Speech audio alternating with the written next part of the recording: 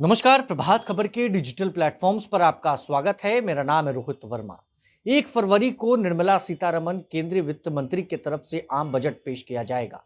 इसको लेकर middle class से लेकर उद्योगपतियों को जो है नजर बनाए रखी है, क्योंकि जिस तरह से आम बजट आती है और आम बजट पर कई तरह के फैसले लिए जाते हैं और बिहार पर भी जो है इसका सीधे तौर पर असर पड़ने वाला है, चूंकि बिहार के लोगों को भी कई तरह के आसार हैं, कई तरह की उम्मीदें हैं। और इस वक्त हमारे साथ बीआईए के प्रेसिडेंट केपीएस केसरी जी मौजूद हैं, जिन्होंने 50,000 करोड़ रुपए की मांग केंद्र सरकार से की है। और निर्मला सीतारमण केंद्रीय वित्त मंत्री से उन्होंने जो है एक बकायदा लेटर केंद्रीय वित्त मंत्री को लिखा है। तमाम चीजों को हम विस्तार से जानेंगे और क्या कुछ जो है बातें लिखी गई हैं उस लेटर में, हम इन्हीं से जुड़ेंगे और जानेंगे। सर, क्या-क्या चीजें आपने मांगी हैं? देखिए, जैसा आपने कहा 50,000 करोड़ हम लोग 10 साल तक के लिए मांगे हैं। हर साल 50-50 हजार करोड़ हम लोगों को देना चाहिए। कारण उसका बड़ा सिंपल है। कारण यह है कि क्षेत्रीय असंतुलन जो है, रीजनल इम्बैलेंस जिसको आप कहते हैं, तो कॉन्स्टिट्यूशन का भी प्रोविजन है कि केंद्र सरकार को रीजनल इम्बैलेंस को दूर करने की आवश्यकता है। उसको ध्यान में रखते हुए हम लोगों ने कहा कि हम लोग अभी एकदम निचले पायदान पे हैं। कैसे है निचले पायदान में? तो हमारा पर कैपिटा इनकम 60,000 करोड़ है, 60,000 रुपया है पर मंथ ईयर। और अगर एवरेज हम औसत देखें अपने देश का तो 1,84,000 है, तो एक तिहाई से भी थोड़ा नीचे ही है। हम बिजली का कंजम्पशन देखते हैं तो हम लोग 300 यूनिट उठाते हैं पर कैपिटा। अगर नेशनल देखते हैं तो 1300 यूनिट पर कैपिटा है। तो अगर हम सीडी रेशियो की बात करें उसमें भी वैसा ही है। हमारा 50% से थोड़ा ऊपर है। नेशनल देखते हैं तो 74-75% है। तो हम हर पायदान पे नीचे चल रहे हैं। इधर कुछ दिनों में ऐसा नज़र आया है कि जैसे रोड्स, इंफ्रास्ट्रक्चर, इस सब पे सरकार का, केंद्र सरकार का भी ध्यान गया है। लेकिन हमको बहुत तेज़ी से आगे बढ़ना है। अगर हम नेशनल एवरेज के बराबर, नेशन में हर के बराबर हम चाहें, और हमारी आबादी 9% से थोड़ी ऊपर है, तो इस आबादी को भी देखना आवश्यक होगा। और संविधान का प्रोविज़न भी है कि हमको सबके बराबर लाना है। तो इसलिए सरकार को 50,000 करोड़ रुपया आने वाले 10 साल तक देना चाहिए। और मेरा मानना है कि ग्रांट आप नहीं दो इसको, आप 25 साल के लिए इंटरेस्ट फ्री लोन दे दो। हम एक बार इस सतह पे आ जाएंगे तो फिर आपका पैसा धीरे धीरे हम लौटाएंगे। और जो आदमी उस दिन कमजोर रहेगा उसको उस पैसे से आप ऊपर उठाओ। तो ये एक कहना था। अब क्या क्या करेंगे इसमें? इसमें करेंगे जैसे हमारे एयरपोर्ट्स अगर आप देखें तो हमारे पास एयरपोर्ट अभी कितने हैं, गिनती पे हैं, और सभी पर ओवर जाम भरा रहता है। गया में है, पटना में है, दरभंगा में है।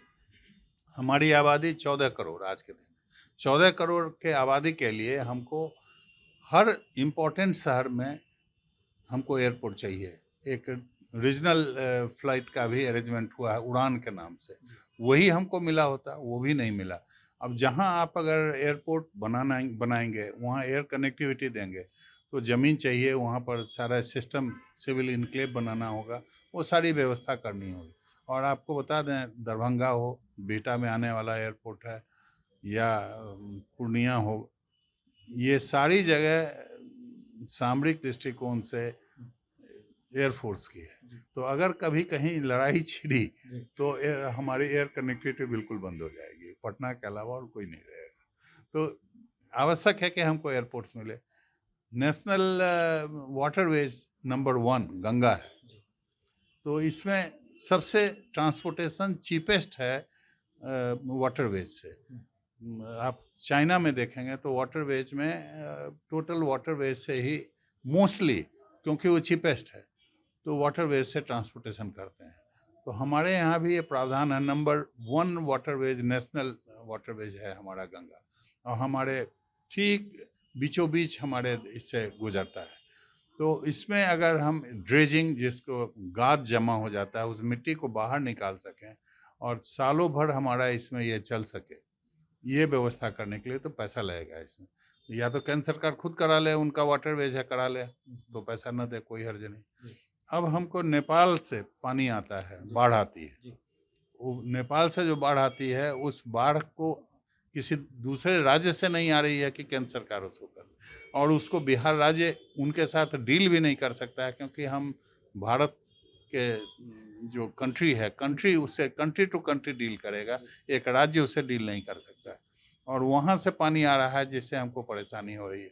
वो हमसे ऊंचा है, पानी आता है तो तेजी से गिरता है और अपने साथ साथ मिट्टी लेके आ गिरता है, पत्थर लेके गिरता है। तो अभी कोसी की स्थिति अगर आप देखेंगे, सो नदी का लेवल जो है, नदी का लेवल अगर ऊंचा है, इस लेवल पे है, तो बगल के बांध के बाद की जमीन जो है इस लेवल पे है। तो पानी जब चलता है तो एक जगह भी कहीं अगर वो स्पीड से आता है, कहीं टूटा समूचे एरिया में पानी भर जाता है। तो अगर गाद वहां से भी निकाला जा सके, निकाल के रखें अगर हम, जो व्यवस्था सरकार करती है कहीं ना कहीं होता है, आप ताज्जुब करेंगे लेकिन सही है। एक देश है जो समुद्र के तल से नीचे है और वो देश हॉलैंड, वो देश जिंदा है और आगे बढ़ रहा है। तो हमको क्यों इससे नहीं उबारा जा सकता, लेकिन इसमें भी पैसा लगेगा। हम लोग के यहाँ जैसे अगर आप एक्सपोर्ट की बात करें, हम लोग के यहाँ एक भी ड्राई पोर्ट नहीं है। ड्राई पोर्ट बोलते हैं क्यों, हम समुद्र से जुड़े हुए नहीं हैं, तो हमको ड्राई पोर्ट चाहिए जहाँ कस्टम क्लियरेंस होता है। तो कस्टम क्लियरेंस अगर हमको होगा और हम डेडिकेटेड कोई सी पोर्ट से अगर उसको जोड़ दें, एक्सप्रेस हाईवे उसमें हो जाए, मतलब हम यहाँ पर लोड करें और सीधे पोर्ट पे चला जाए, ये व्यवस्था अगर हो जाए तो ये व्यवस्था में करने में भी पैसा लगेगा। इस तरह के अनेक चीज़ों की तरफ, जैसे अभी एक कॉरिडोर है, हावड़ा कलकत्ता एंड अमृतसर कॉरिडोर बोलते हैं, जिसमें गया के ऊपर अभी एक इंडस्ट्रियल एस्टेट एरिया बनाने की बात होती है। हम लोगों ने सुझाया है कि जो जो एक्सप्रेसवेज आपका है या कॉरिडोर है, सब पर हमको पैसा मुहैया करा दीजिए कि हम वहाँ इंडस्ट्रियल टाउन बनावें। इंडस्ट्रियल टाउन का मतलब है कि नोएडा जैसा शहर के बनावें। नोएडा भी इंडस्ट्रियल टाउन की परिकल्पना थी। आज आपको दिल्ली से मुंबई जो कॉरिडोर जा रहा है, उसमें ढोलेरा एक जगह है, वहाँ 100 स्क्वायर किलोमीटर का एक एरिया इंडस्ट्रियल टाउनशिप बन रहा है। तो हम क्यों नहीं बना सकते हैं, हमको क्यों नहीं बनाना चाहिए, लेकिन हमारे पास पैसे नहीं है। तो सरकार, केंद्र सरकार पैसा दे, राज्य सरकार उसको एक्सिक्यूट करे, या केंद्र सरकार चाहे तो खुद एक्सिक्यूट कर ले कि राज्य सरकार को, हमको नहीं दिखता है कि कोई आपत्ति क्या होगी। राज्य सरकार की तरफ से भी आप लोग जो है मदद की गुहार लगा रहे हैं? मुख्यमंत्री नीतीश कुमार से भी क्या मिलने के आसार हैं? देखिए, राज्य सरकार में तो हम लोग मिलते ही रहते हैं और मुख्यमंत्री जी से भी बातचीत हुई है, कुछ दिन पहले हुई थी। लेकिन राज्य सरकार के विभिन्न, जैसे चीफ सेक्रेटरी आज के दिन सारी बात करते हैं, तो उनसे बात हुई है और चीफ सेक्रेटरी भी हम लोगों के बातों से सहमत कि हाँ ऐसा होना चाहिए। 50,000 करोड़ की बात सरकार खुल के तो नहीं बोली है, लेकिन इससे सहमत है कि जो इंफ्रास्ट्रक्चर हम लोग डिमांड कर रहे हैं, वो इंफ्रास्ट्रक्चर इस राज्य को कैसे भी मिले। पैसे की जरूरत हो तो पैसा मिले या कोई उसको क्रिएट कर दे। बिहार को क्या-क्या फ़ायदा होगा सर, अगर 50,000 करोड़ या फिर उसके आसपास आप लोगों को मिल जाते हैं, सरकार मंजूरी दे देती है, तो बिहार के लोगों को किस तरह से फ़ायदा होगा?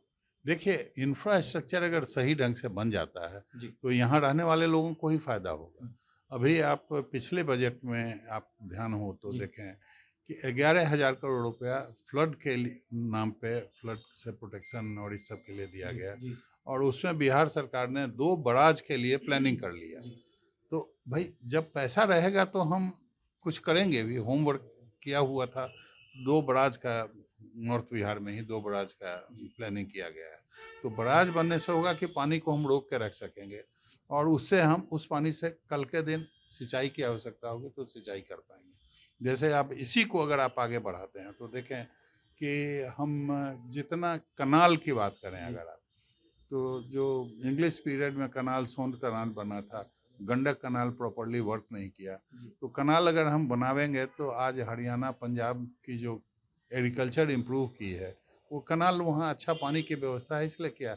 राजस्थान तक में कनाल का व्यवस्था है, लेकिन हमारे यहाँ पुराने बने हुए थे वही चल रहे हैं। तो बहुत सारी इस सब बात को हम पूरा कर पाएंगे अगर पैसा रहेगा तो। चलिए, बिहार को भी फ़ायदा होगा और बीआईए ने केंद्र सरकार को पत्र लिखा है, 50,000 करोड़ रुपए की माँग की गई है, अनुरोध किया गया है बिहार के विकास के लिए। अब देखने वाली बात ये है कि जिस तरह से केंद्र सरकार जब आम बजट पेश करेगी, तो क्या बिहार और बीआईए की माँग को पूरा किया जाता है या नहीं? बात करने के लिए हमारे साथ बीआईए के प्रेसिडेंट मौजूद थे। प्रभात खबर में बने रहने के लिए आपका बहुत-बहुत शुक्रिया। प्रभातखबर.com विश्वास वही, रफ्तार नहीं।